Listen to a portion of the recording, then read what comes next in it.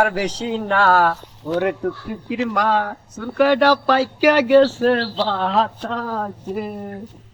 আমরা এখন চলে এসেছি জঙ্গলে। জঙ্গলে আসার পরে আমরা ধরবো এখন মাছের সাপ। আল্লাহ, এইটা কি মাছের চাপের গাথা চলে আসছি, দেখুন আমরা এখন মাছের চাপ বার করবো।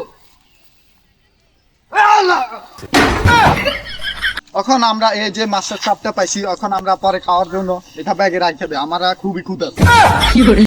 জঙ্গলে পেয়ে গেছি আমরা একটা অদ্ভুত প্রাণী, কুমির। আরে আমার গরম লাগতেছিল, তাই জন্য আমি এখানে পানির মধ্যে বসে রয়েছি। অবশেষে আমরা এখন হেলিকপ্টার থেকে ল্যান্ড করছি।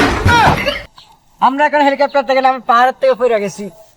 আর বেশি না ওরে টুকটুকির মা সুরকাটা পাইকা গেছে বাতাসে।